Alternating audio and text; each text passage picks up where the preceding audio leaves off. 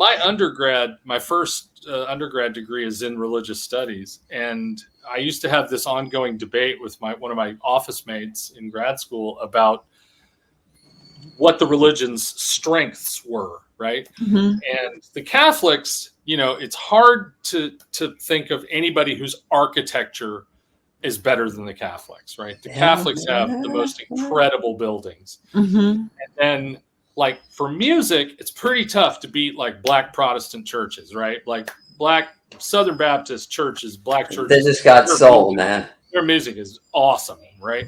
Yeah. And then we got to talking about, like, different things like the clothing, investments, and stuff like that. And I said, Episcopal African churches have the best vestments. They have the best garments for their priests. Bright batik on top of, like, Catholic style vestments underneath. Really, really cool. And he said, what about, he knows I'm a Buddhist. He's like, what about the Buddhists? And I said, we have the best hats. Yeah, we have the best hats. The yellow mohawks that the Tibetan priests wear, nobody has a hat that. We absolutely have the best hat. Yeah. but this is a fascinating conversation, because I think that at the end of the day, our human brains are designed, to look for structure and to look for ways of explaining things. And then throughout our evolution, the church actually was very good at giving that explanation, of natural phenomena, and also, social relationships, and this and that, and also the hierarchy, in every society, and so on. But also, I think that at the end of the day, we are prisoners of our own brains, because we all eventually come, to the idea that there is somebody up there. So it could be just one deity, or it could be, a bunch of them.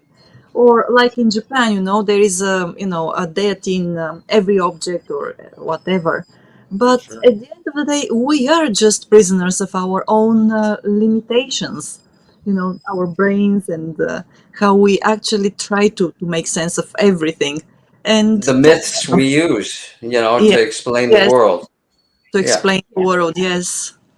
Well, I have a long rant in there somewhere about the shaping power of story and what it can do for you on a personal psychological level and on the worldwide level. And I'm going to spare you guys. But I do think it's really interesting too that, we're starting to realize more and more how different lived experience and our own conscious perceptions are. For example, and Linus and I have discussed this, there's a test that goes around on the internet about how good are you at visualizing? And there's a kind of level 1 where it's like, okay, visualize an apple, and you don't see anything, and level 2 is like, you can see an outline. Level 3, you can see like a flat representation, or maybe it's a picture of an apple you saw before. And number 4 and number 5, you can see the apple, you can turn it around, you can flip it upside down, it's shiny, it's bright, you can put it in different scenarios. Linus is a level 2, 3. Maybe 2 or 3, and I'm more of a level 4 or 5, right? So we have, and it has actually impacted our experiences hugely ways. Just how we interpret events and everything, how we remember things is very basically what I learned just last year about that is, the way we remember things. First of all, our primal brain remembers things on a very visceral level, very emotional level, right? In the amygdala. Yes, exactly. And from there, whatever, and many people believe that we don't forget anything. But because there are layers and layers and layers, that come over each previous layer. So even though we don't forget anything, at the end of the day, we cannot remember all of them. So they access it. Cannot access that memory.